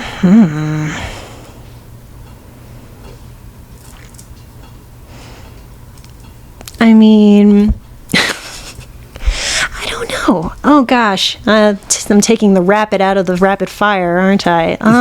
It's okay. Yeah, the thing that's true about yoga. Oh, I suppose that ultimately, like, we're all wrestling with our egos, right? Like, we're all very much still human, and there may be folks who are all just trying to get the follows or get the likes and are doing what they got to do in order to make themselves viral. And if that requires the stretchy pants and the impossible yoga asanas, then so be it. Yeah, like there's all sorts of us out there. So Okay. yeah. What would you say to a person who wants to try yoga for the first time? What would you tell them? Do it. Really? Do it. Yeah.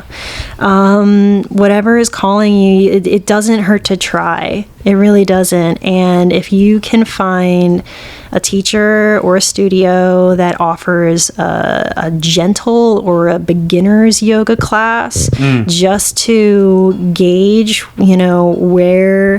where to begin, right? So that you can start building that foundation of introspection and taking the time to slow down and listen and just have some peace and quiet, do it. Fill in the blank. My time being an actor is or were blank. My time being an actor was important. I think, and I say that even now, when like lately, you take the time to look back on your life choices and go, was it worth it? Maybe instead of majoring in theater, I should have been more practical and done something else with my parents' money, but I do think that being an actor was important because I needed to know. I needed to discover that part of myself, and for whatever reason, theater and acting felt like a way of learning who I was or how to use the craft to uncover truth. And for a young person who is going out into the world for the very first time, that's like a rite of passage. And so theater, while you do have to navigate the harsh competitiveness of it, you have to navigate that feeling of, am I good enough, right? Like these are just like life, that's life shit, Yeah. So being an actor, what is important, I think that it's something that came to me through my DNA, right? Because I have all of these amazing actors, teachers, healers, nurses that are all of that is pouring into me. And so having the ability to be an actor and cultivate that was important because I was learning, it was really, learning so much about myself. Favorite Disney character? Probably Ariel. Okay. Yeah. Which segues into my next question. In the Mount Rushmore, your own personal Mount Rushmore of Disney, name 4 characters that made it on your personal Mount Rushmore. Okay, Ariel, Belle. There you go.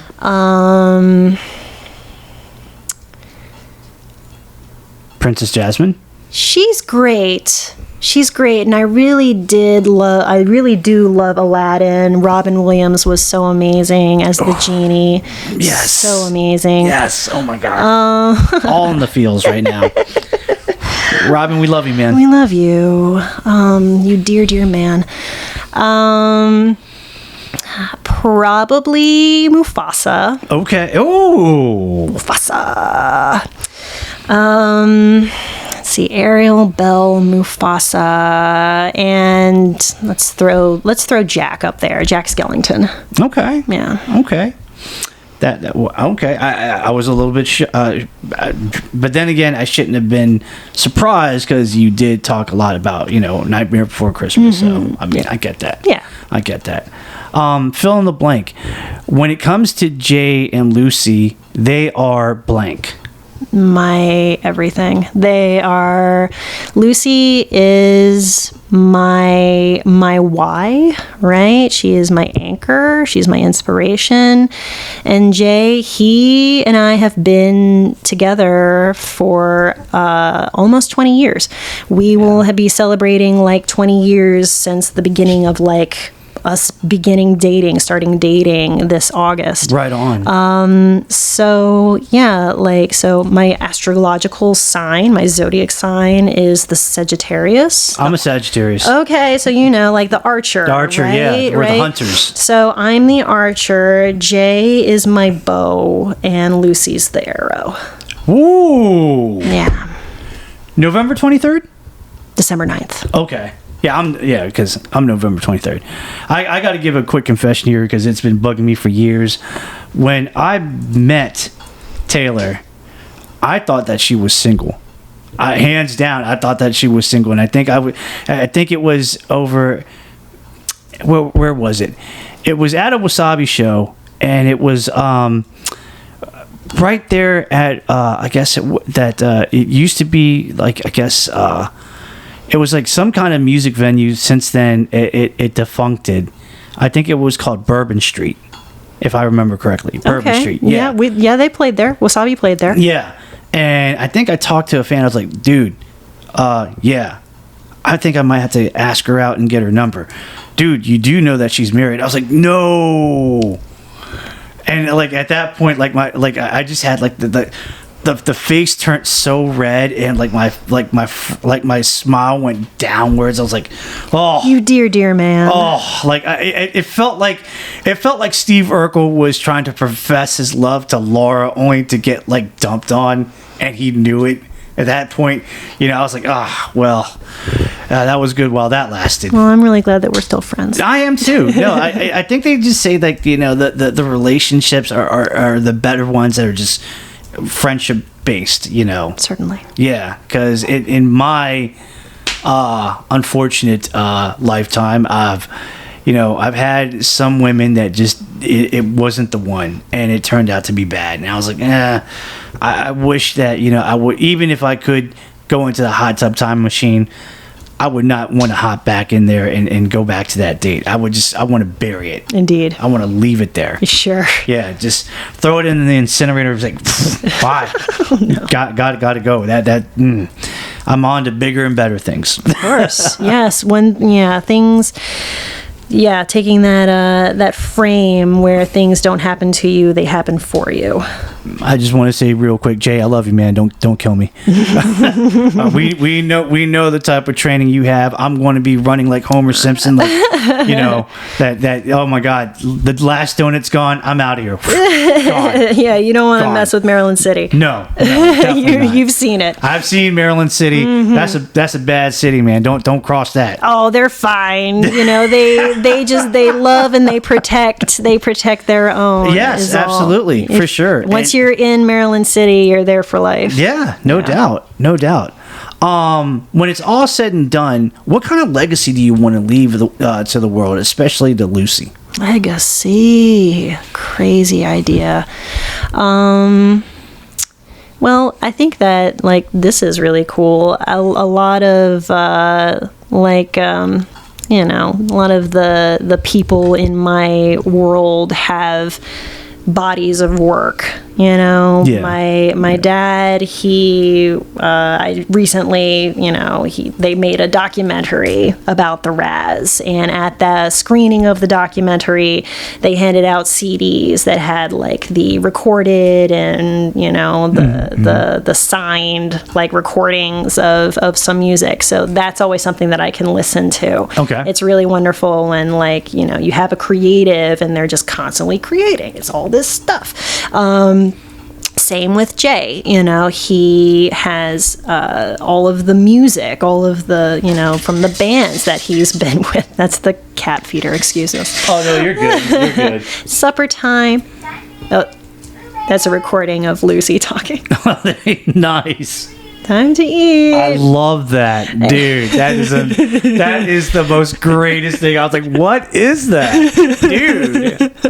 Whoa. I know, her sweet little voice inside the cat feeder. So, he has all of these great albums that he has left his mark on. The Maryland Music Award, which we have hanging on our wall. Me, I think I don't know, legacy. I think that if I kind of like helped folks, and if I could ease someone's burden, or if they feel like, having me around and having the gifts that I have were useful and made a difference, then that should be enough, But at the same time, I am also a creative person. I like the idea of making something and leaving my mark, whether it's a painting or maybe a future album. I don't know. God, I have no idea.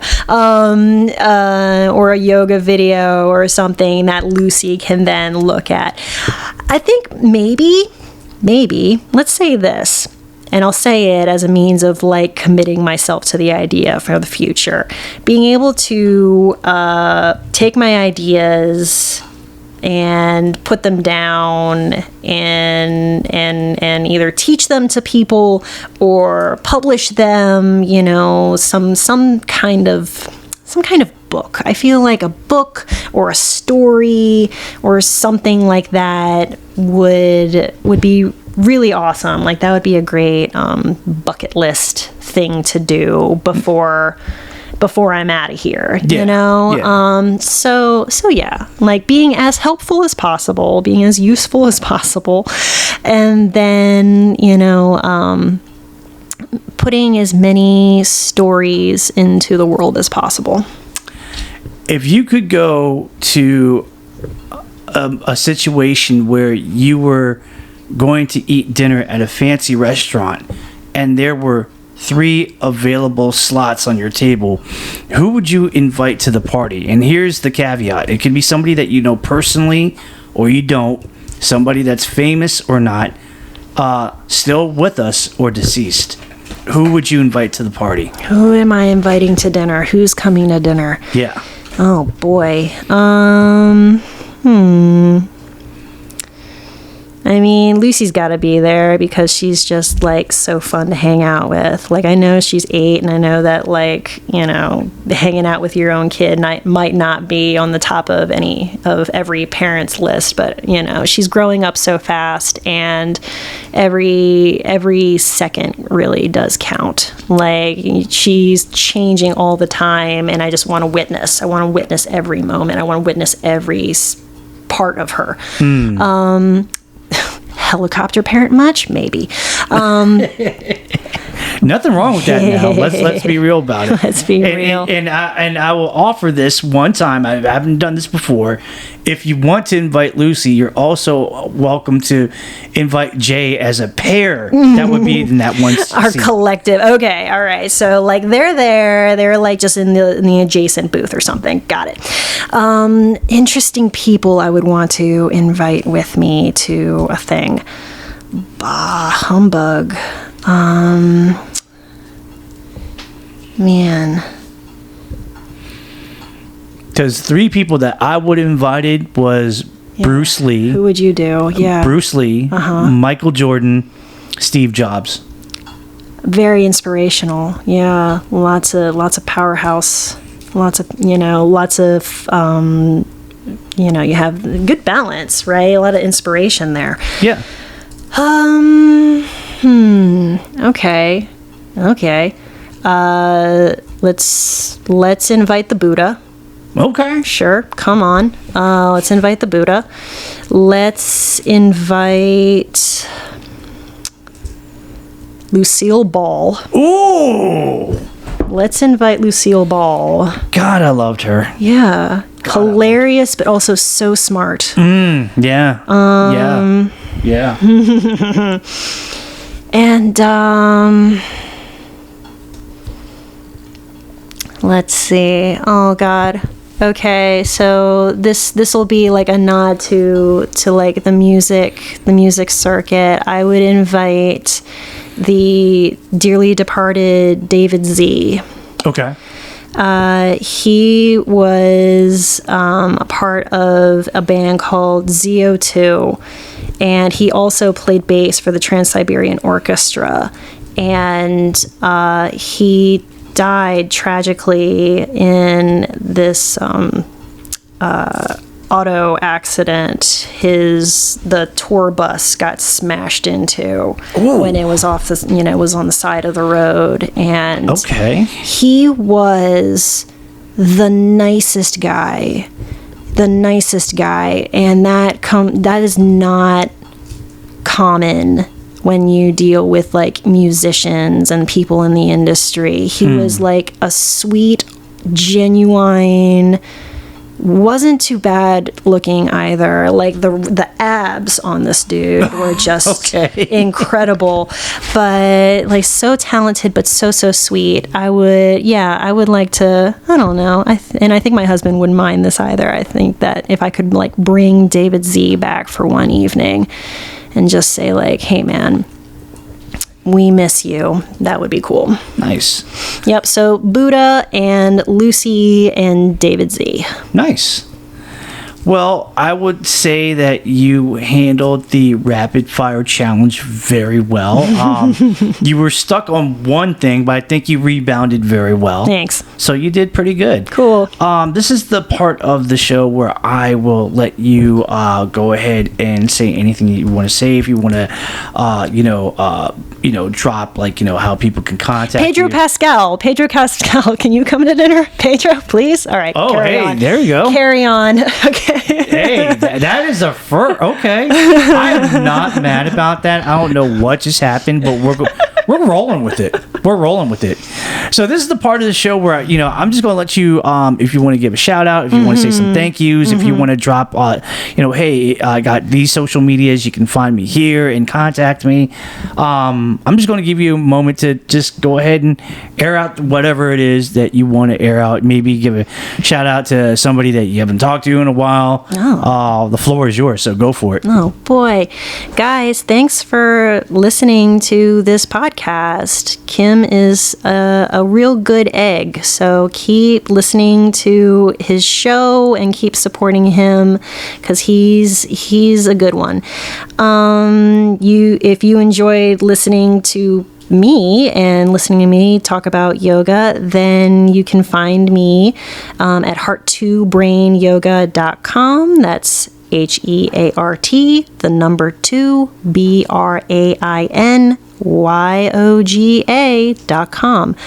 And you can follow me on Facebook and Instagram as well if you want to talk about yoga or setting up your own personal practice or just yoga curious. I would love to chat with you about that because there's a lot of information out there. I can understand it being a little crazy, but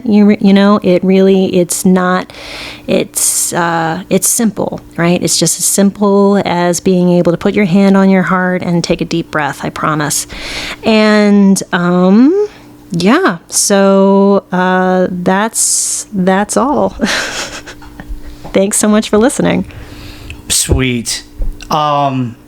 This went a lot smoother than I thought it was. And I think, and the reason why I said that was because smooth like butter. It's different when you interview somebody that you don't know, Oh yeah, I can't imagine. But it's a lot different when you interview somebody that you do know. And I feel like, at least to me, there's a little extra amount of extra added pressure, but I kind of thrive on that. I feel like, well, if there's, for anything, I'm going to have a good time with it regardless because, you're my friend. I haven't seen you in a while. And if for anything, this might make for great ratings. So, thank you so much for being a part of this. You have an open invite to come back anytime if you want to revisit it, if you want to pick up where we last left off, or you want to talk about something else. I will give you the skeleton key to the back door. Cool. Use it anytime, and just tell me, like, look, I want a round 2, and I'll be like, okay, all right. I am honored. Yeah, no, Thanks thank for the you. invite. This is awesome. This has been a good moment, ladies and gentlemen. That is going to wrap it up here. Didn't think it was going to be this long of a fight, but they usually say the longer the fight, the interesting the scenario that we look at. And this was definitely one for the record books. I think so. So let me go ahead and close it up like I normally do. You would think after 4 coming on 5 seasons, I have it down to a science. No, I definitely don't. So let's go for it. Find your boy on Facebook. I am on there. The Kim Hoang Podcast Experience. Go under the search box. Find me. Boom. I am there. Yes, I'm on social media. I am on Twitter, now known as X, and on IG. You can find me under the tag name at TKHPC Experience, all in one word, lowercase letters. We are on 6 podcasting platforms. The Spotify, the Apple Podcasts. We are on, Amazon Music, YouTube Music. We are on this thing now called Audible, which is not only a podcasting platform, but it is also an ebook platform powered by Amazon Prime. And last but not least, for all you, North American cats and dolls that know music, we're on iHeartRadio. That's right. Your boy's on iHeartRadio. So like my podcast, follow it, subscribe to it on all those platforms, and do me a solid. If you have Spotify, please give me a 5-star ranking. If you have Apple Podcasts, which, any person that owns any Apple device, iPhone, iPad, a MacBook Pro, a Mac Mini, you actually have free access to the Apple Podcast. Give me a 5-star ranking and a positive written review, because the more times that we actually have that for each of those podcasting platforms, then our podcast will actually be thrown to the front of the lines. People may see it and they may go like, whoa, dude, it's the Kim Hoang Podcast Experience. George was telling me about this. I should probably follow, and subscribe to it. And tell all my friends. Yes, across the board. Also, share it on your social media, whatever social media that you belong to, like the Facebooks, like the Instagrams, like the Twitters. What is there? There's the Snapchats and the TikToks. Share all of that stuff, or go old school. Talk to your neighbors, your friends, your family members, their family members. Talk to the dude across the street. Let them know that there's a podcast, featuring your boy. And you can just say, look, there's an Asian sensation that does a podcasting show that's based out of the DC metropolitan area. That's pretty solid. Yes. That's all I'm asking. You know what I mean? Last but not least, if you want to be a guest on my show, if you want to be a special guest host, if you have any constructive criticism, if you have any questions for my Q&A form that I do on my solo episodes, hit your boy up. You know what I mean? The Kim Hoang Podcast Experience at gmail.com. Whatever the subject is, put it in the subject box, and then in the middle of the body, state out what you need to state, and then send it out to me. I will find it. It will probably take me at the very most about 2 days to get back to you, but I love that type of communication. It's very important. So, that being said, guys, thank you once again for joining me. I appreciate your time and your energy. Please be safe out there, because it doesn't do us any good in life if you do something that you're not supposed to do, and then you get stuffed in a pine box and get buried 6 feet under. Well, we don't want that. We want you to be healthy. We want you to be happy. We want you to love life, because you deserve it. Everybody deserves it. You deserve to have your moment in the sun. And if anybody tells you otherwise, that you can't, there's 5 fingers. Just use the magic one, probably the middle one, and tell them to go kick rocks, because you just don't have time for that negativity. You know what I mean? So, that's what it is. So, for the one time, here live in location, and for the lovely Taylor Lee Hitaffer, that was my guest. And again, I feel like we're going to run it back again real soon.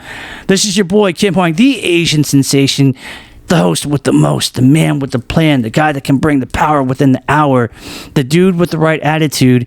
and just the guy that is loving life like everybody else, saying arigato, thank you very much, we really appreciate it, God bless y'all. And we're going to keep doing it, because this is not only my podcast, it is yours too. You know what I mean? I can't do this without y'all. And as long as you want me to keep going, I will keep going until I physically can't do it anymore. So that's my guarantee. So thank you guys. It's been real. It's been lovely. But, I kind of hear the taco truck running, so I need to get out of here, race to the taco truck, and get me about 20 tacos. It's been fun, guys, but I'm out here. Deuces, we are out. Peace.